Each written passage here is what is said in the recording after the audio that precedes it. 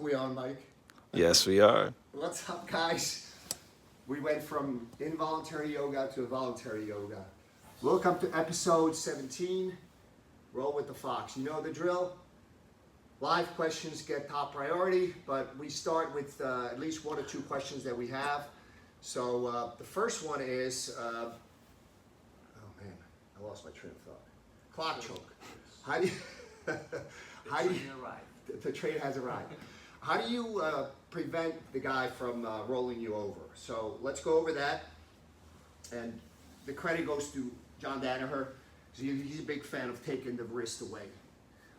So I have a deep collar choke, and I can do for, this is sort of how we can finish. And I would sort of start to move forward. Now, how do I prevent him from rolling me over? So you take the shoulder, the far shoulder away, all right? So same grip, start to take the shoulder away.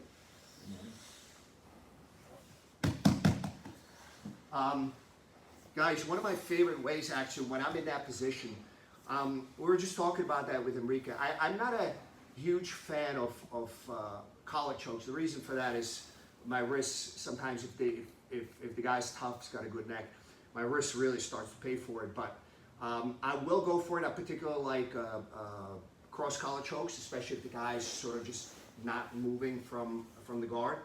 And I also like bow and arrow chokes. Those are probably my two favorite chokes.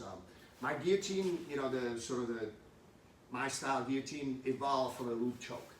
So it sort of started with attacking a loop choke and then evolved into a no-gi guillotine. When I'm in this position, so to make a clock choke, I actually like to take the guy's arm away. That's actually my favorite way. So I don't focus on this arm at first. So if you get that grip, he has to defend it. It's going to be hard for him to roll me over right now. And if he does, he's actually going to wind up in one of the ugly triangles. So I don't worry about the far side arm, but if you intend on choking him with a clock choke, you will need to collapse this. But it actually loosens up a little bit the choke, so if he starts to turn to me, yeah, the choke gets lessened, so it's still there. But I like, you could always step over the head if that happens, if he collapses. So he can't roll you, but you may have to do a few other adjustments. But I'm a fan, if I'm lined up with somebody and they're in turtle, I'm a big fan of trying to take the arm away. So usually what I do is anybody that knows, has high level of skill, when they turtle up, they know once that grip comes in, they got to move immediately. So a lot of times if I get there, I will either try to take the arm away if I can, and if I can, I'll just roll to start attacking the back. That's my preferred way to attack if I'm lined up with somebody. They're in turtle and I'm lined up with them. So again, my preferred ways, hopefully that answers the clock choke question. My preferred way to attack from there is to either take the back or take the arm away. Whichever one presents itself better. If I'm north-south, I tend to attack the head and arm, usually, arm and guillotine with the gi, no arm guillotine without the gi, and transitions into anaconda. So that's sort of the way I approach the attacks on turtle. You got somebody that's got really high-level defense from turtle, you have to move around, you have to, possibly threaten between sort of the lined up attack, which is back take, taking the arm away, and north-south attack in order to create some openings. But we've covered some of that before. Again, if you got somebody that's got really good defenses there, movement is what starts. They have to sort of make adjustments in response to your movement. So as you move, you attack different sort of submissions, and they have to make slight adjustments. Dare I say micro adjustments in response to the threats, and that's will create openings. Mike, do we have any questions on this? We have some questions, but first thing, Adolfo Ferranda is saying, Fox, just wanted to thank you so much for all your Utigatami guidance. I was not a believer at first, and it was not working for me for a long time, but it's working now consistently. Awesome. I'm happy to hear that, guys.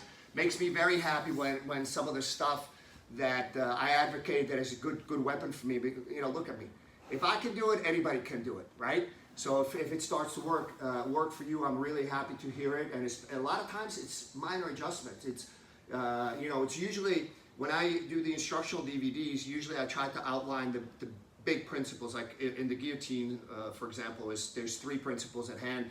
That if you miss one of those 3, it will not work. But if you tighten up some of those 3, you will get opportunities at the very least to either make a submission or, if not, achieve a dominant position.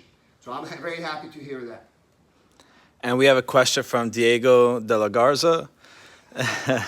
He said, good morning, Fox. I often get tapped with people in my own half guard. Sometimes I'm successful, but usually I don't move fast enough and get stuck. How should I get moving again? So I'm assuming you're on the bottom and you have somebody in half guard. It'd be helpful if you could tell us what you get tapped. So one of the first things, if you're on the bottom of half guard, one of the first things you have to frame, you have to make sure that this hand does not become a factor. So if Enrique's left arm becomes a factor, that could be very problematic. So again, I will try to make sure that doesn't happen. I don't have, especially when he's sitting on my legs, to create some movement is not going to be that easy. I'm a big fan of trying to sort of start to hunt for the back, okay? Or the other possibility is I like to transition into split guard from half guard. So half guard is not one of my favorite positions because, again, if he crushes my hips, right now I went from, so if I'm here, if I can kind of block him, we're sort of neutral, possibly me having good attacking position. Once he crushes my hips, I'm transitioning to a defensive mode. So I don't like that. And if he actually controls my head,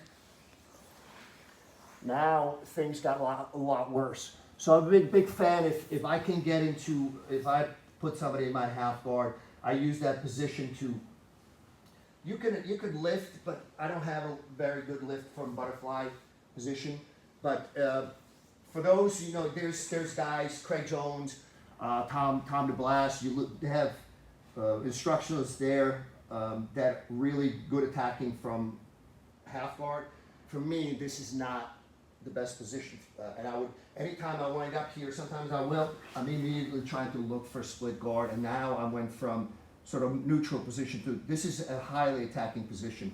Right now, I'm putting Enrique on the run for sure. He has to run. He has no choice.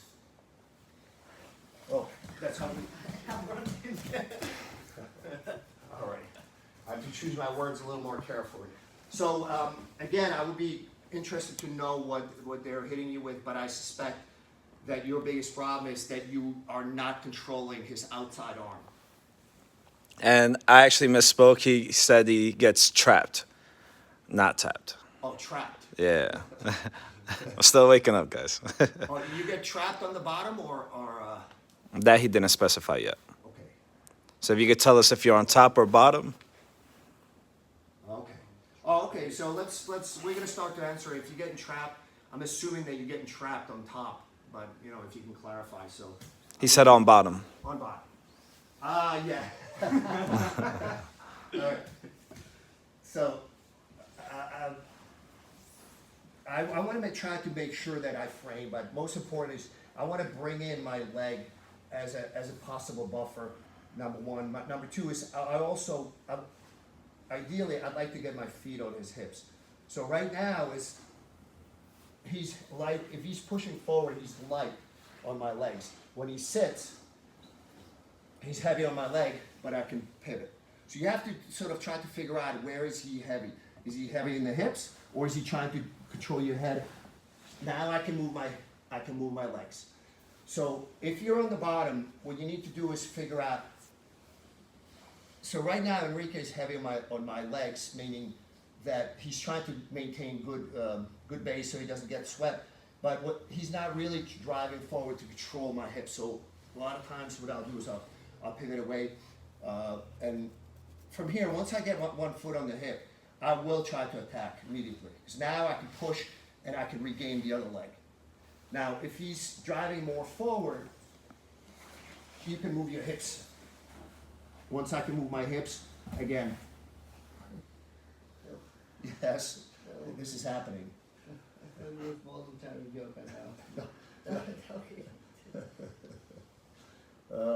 So, I hope that answers your question. So, kind of quickly evaluate. You don't have a lot of time to sort of start taking measurements and so forth. You basically evaluate, is he heavy on his own hips, kind of crushing your legs down, or is he trying to drive forward to grab your head? If he's driving forward, he's not crushing your legs as much. You can move your legs, you can move your hips. If he's sitting on your legs, now you can sort of pivot your upper body and hopefully get your legs in a better position to attack. I hope that answers your question. He said, thank you, that was very helpful. And Engsberg is asking, can you show us how to change side control escapes on a good opponent into offensive guards? Oh, okay. Yeah, that's a good question. You have to, when you're on the bottom, you have to commit to an escape. But when you start to escape, the escape you chose may not be the one that will actually be the one that allows you to escape. So you have to change things in response where he's placing his hands and his weight.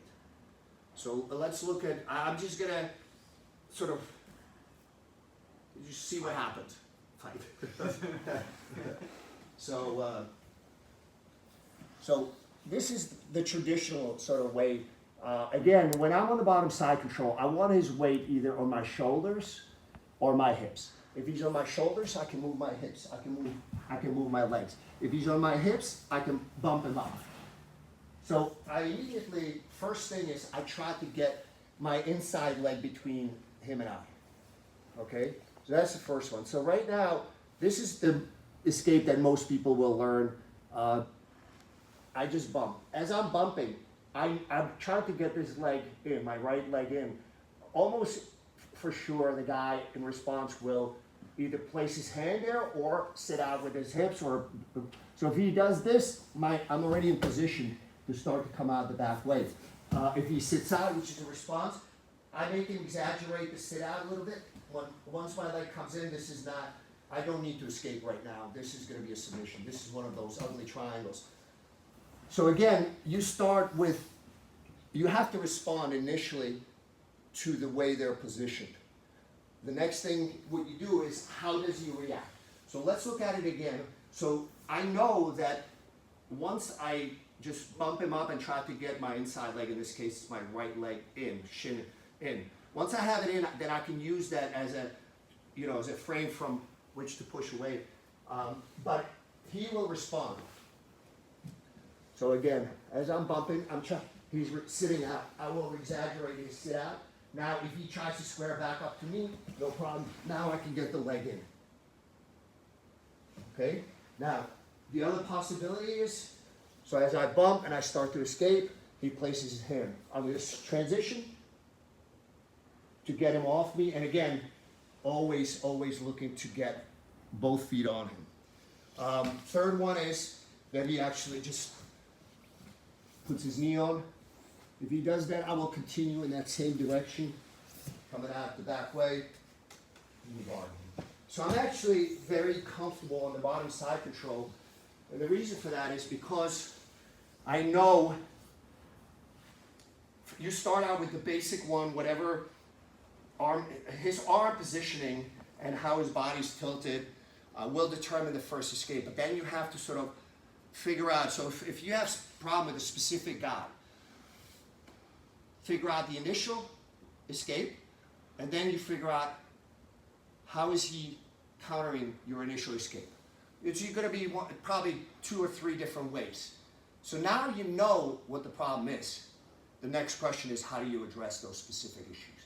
So stringing things together, the concept is simple, but it's difficult because it depends on the reaction of the guy on the top.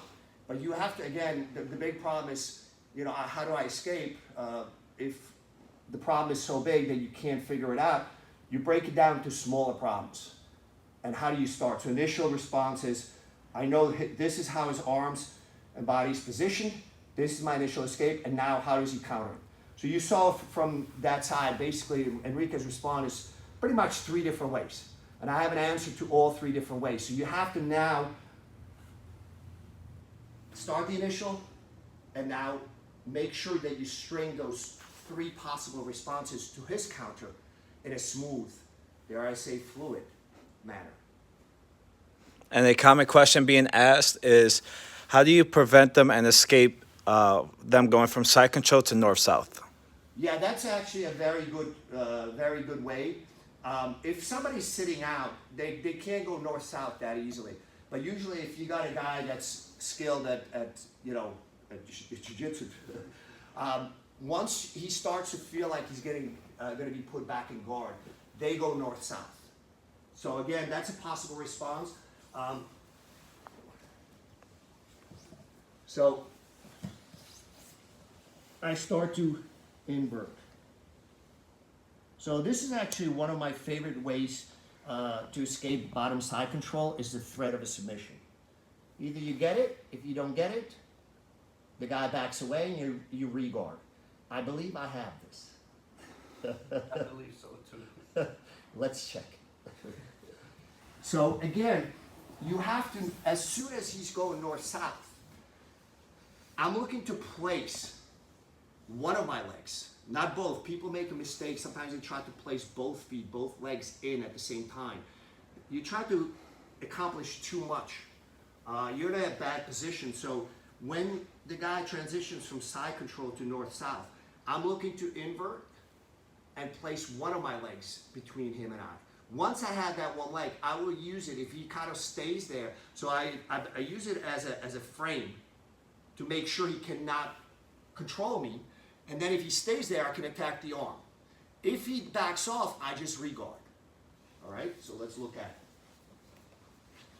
So again, start as I'm doing this, I'm looking to invert and I'm looking to place my right leg in. Enrique starts to counter that. I'll come out the other way. So I basically react according to what he gives me. I believe he's giving me a tap. No, Yes. I hate that. So, again, guys, I'm a fan of flow rolling, especially at the higher levels. It's hard to flow roll at, when you're a white belt, you don't have a lot of tools in your toolbox, so it's kind of hard. You're constantly stopping and you don't know what to do. But once you get to a good blue belt or purple belt, flow rolling is very useful because it's a good way for you to slow down the action or lower the intensity where you can see things better. When the intensity is high, you have your hands full. You don't even know what you're doing. You're a lot of times reacting on autopilot.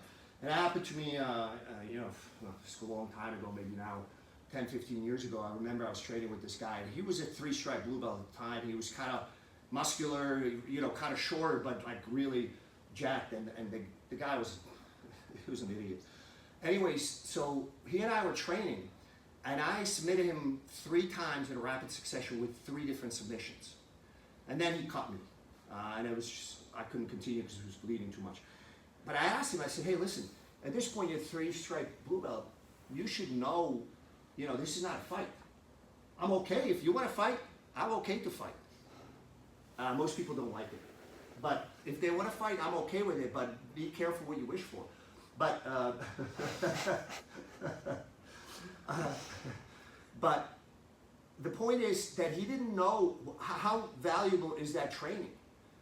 At 3-stripe blue belt, you already should know what is happening, because that's how you learn. If you can figure out what you're getting submitted with, it helps you figure out how you would make adjustments so you don't get submitted as often, or make adjustments so you can make submission on the other guy. But you have to sort of have a presence of mind where if things are going like this is, if it's a real fight, you full autopilot, just go. You may not even remember what happened, but just like, next thing you know, the guy's passed out on the ground or screaming in pain. but that's a real fight. This guy, I asked him, I said, can you tell me one of the 3 submissions I hit you with? It just happened. It just happened. I'm just holding a water paper towels on my eyebrow. Can you tell me one of the 3 submissions that I hit you with? He couldn't name one. So how valuable was that training? I recently saw him he's not training with our tribe anymore, and he sort of changed tribes, but I saw him at a tournament. I believe he's a brown or black belt now, but his game still not, I wouldn't consider it good, because this is the approach he takes to training. It's like this. I'm gonna run into that wall as many times as possibly can until I make a hole. That's great at white or blue belt, but at some point you want to start to learn, maybe I should go over the wall, around the wall, under the wall, maybe hit the head, hit the wall, and now they go around. So long story short, guys, I'm a big fan of flow rolling, especially when you have specific problems in your game that you want to address. Take one of your good training partners, grab and say, hey, listen, do you mind if we slow it down? I just want to see what are you doing to me? And a lot of times, especially if he's submitting you, it should be sort of catch and release. Meaning, when he catches you, don't just say, okay, let's start back from neutral. Okay, lighten up on the submission. Is there a way for me to escape? Because now you can focus on that problem in a little bit less sort of stressful way, meaning that you can kind of like, oh, if I turn my arm this way. And it's valuable for you, but it's also valuable for the other guy, because if he thinks, well, I can escape my training partner can escape this by turning away from it, I have to now switch to omoplata. So it's valuable for him, it's valuable for you. And one last question before we close out that's actually relevant to what you were just saying. Muhammad Ali Ahmed is asking, thank you, Fox. Can you please tell us how to deal with injuries, and what's your advice for a 40-year-old white belt? Injuries, yeah, probably don't ask me. I don't think I have a good approach to things. Do as I say, not as I do. I am a big fan of training in the water, solo water drills. You need to have some knowledge of Brazilian Jiu-Jitsu to be able to do some solo drills. As a white belt, basically go into class, focus on fundamental aspects, try to drill more than roll. And rolling, especially at that level, is good to develop, that sort of, how do you deal with sort of higher intensity and higher threat, and starts to respond automatically. But it's hard to respond automatically when you don't know a whole lot. So I would focus on drilling techniques. That would be my focus as a white belt. Rolling is fun, and we all fall into that trap, so to speak, that we want to roll. Yeah, okay, today I'm banged up. Let's drill, guys. Don't let me go hard. Next thing you know, we're like, yeah, let's go. So the drilling goes out the window. But try to be disciplined about it. The more drilling you can do, the better it is for you. And that drilling also is less. If you drill more, you're less susceptible to injuries than live rolling. Live rolling is obviously higher intensity, higher speed, more strength. So it's more susceptible to injuries than just drilling. So drill. And just like that, we're out of time. So guys, share, like, read the news, subscribe. What else can they do? We'll see you guys next time, all right?